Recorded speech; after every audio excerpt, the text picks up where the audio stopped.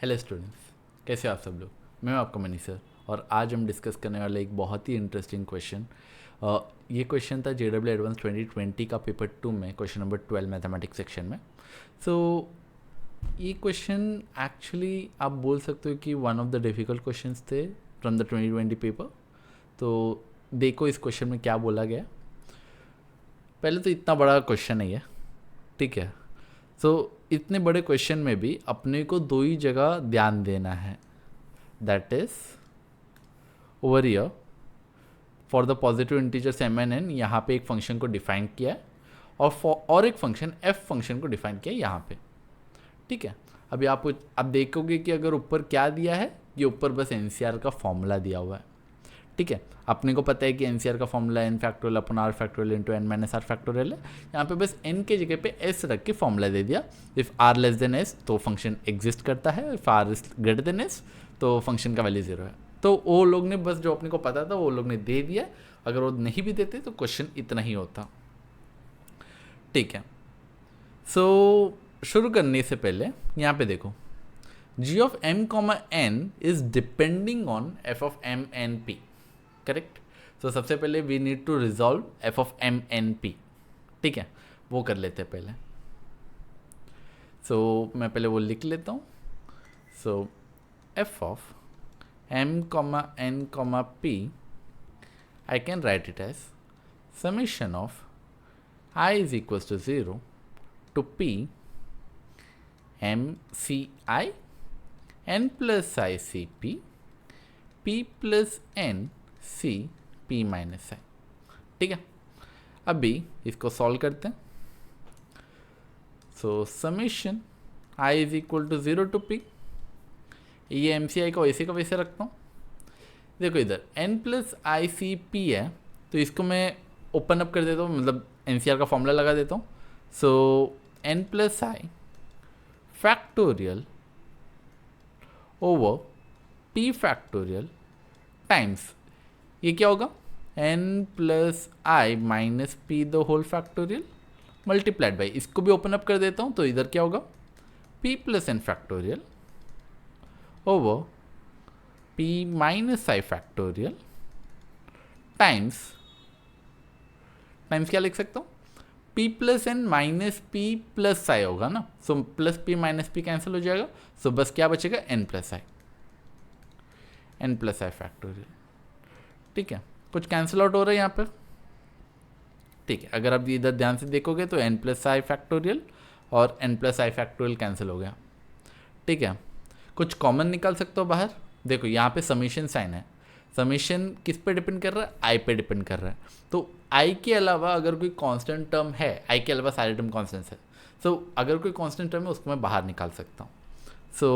यहाँ पे कौन से टर्म्स है, ये देखो, ये एक टर्म है p plus n the whole factorial, और यहाँ पे p फैक्टोरियल है जो विदाउट आई है, बाकी दोनों टर्म्स में तो आई है, तो उसको मैं कॉमन नहीं निकाल सकता, तो बस ये दो टर्म है, इसको मैं लिख लेता हूँ p plus N factorial over p factorial, और बाकी टर्म्स वैसे का वैसे ही, i is equal to 0 to p m C i. यहाँ पे न्यूमरेटर में तो कुछ बचा नहीं है, तो बस डिनोमिनेटर में क्या बचा है, n plus I minus P the whole factorial multiplied by p minus आई, ठीक है। अगर आप देखोगे ये जो बाहर निकला हुआ term p plus N factorial over p factorial, अगर मैं डिनोमिनेटर में अगर बस एक n फैक्टोरियल होता यहाँ पे, तो मैं इसको क्या लिख सकता था, इसको मैं p plus n c n लिख सकता था। और अगर मैं यहाँ पे n फैक्टोरियल डाल रहा हूँ, यहाँ पे अगर मैं एक सेकेंड ना, हाँ, अगर मैं यहाँ पे n फैक्टोरियल डाल रहा हूँ तो मेरे को यहाँ पे भी n फैक्टोरियल डालना पड़ेगा। और अगर मैं यहाँ पे n फैक्टोरियल डाल रहा हूँ, देखो यहाँ पे this is n factorial divided by n plus I minus p, और ये p माइनस आई है। Can I write this term, this whole term as n c p minus i, है ना। मैं इसको n c p minus i लिख सकता हूँ, और इसको मैं p plus n c p लिख सकता हूँ, ये हो गया मेरा summation of i is equal to 0 to P, और यहाँ पे है एम सी आई। ठीक है, अभी देखो यहाँ पे ना एक क्रिटिकल फॉर्मूला लग रहा, एम सी आई है और n c p minus i है। देखोगे यहाँ पे जो सफिक्स है that is i and p minus i, अगर आप उन दोनों को ऐड करोगे तो आपको पी आएगा, विच इज समेशन में भी जो पी दिया हुआ है। सो यहाँ पे एक सिंपल सा एक प्रॉपर्टी है that is p plus n c p, ये वैसे का वैसा लिख देता हूँ, इसको you can write it as m plus n c p. अभी यहाँ पे मैंने क्या किया है, देखो मैंने एक प्रॉपर्टी यूज़ किया है, दैट प्रॉपर्टी मैं यहाँ पे वो वाला प्रॉपर्टी लिख लेता हूँ। अगर आपको ये प्रॉपर्टी नहीं पता होगा ना, आप बस एक काम कीजिए, कमेंट सेक्शन में लिख दीजिए, मैं ये प्रॉपर्टी को एक्सप्लेन करते हुए एक और वीडियो बना दूंगा। ठीक है, सो ये वैसे तो बेसिक सा, अगर आप एडवांस के लिए प्रिपेयर करोगे तो मतलब अपना फॉर्मूलास ऑफ कॉम्बिनेशंस में ये वाला फॉर्मूला भी आता है। सो समेशन, अगर मैं बोलता हूँ r is equal to 0 to n a c r, और मैं यहाँ पे लिख देता हूँ b c n minus r, so you can write this as a plus b c n। ठीक है, ये है अपना फॉर्मूला और इसी फॉर्मूला को मैंने यूज़ किया।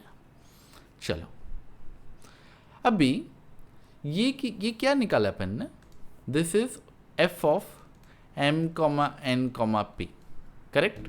अभी इसको आगे यूज़ करना है, आगे किस पे यूज़ करेंगे, g of m comma n पे। g of m comma n क्या है, summation of p is equal to 0 to m to n f of m n p n plus p c p। चलो ये लिख लेता हूँ, f of m comma n को substitute करते हैं यहाँ पे, तो summation of p is equal to 0 to m plus n, तो f of m comma n comma p क्या है, p plus n c p और m plus n c p divided by p plus n c p। तो यहाँ पे अगर आप clearly देख पा रहे हो तो p plus n c p cancel हो रहा है, तो ये दोनों को कैंसिल कर देता हूँ मैं यहाँ पे, तो अपने को क्या बचा, summation p is equal to 0 to m plus n c p। और ये अगर आप देखोगे ये किसी प्रॉपर्टी के सिमिलर है। तो ये कौन सा प्रॉपर्टी है, summation of r is equal to 0 to n c r is equal to 2 to the power n, correct. तो इसको मैं क्या लिख सकता हूँ, दिस g ऑफ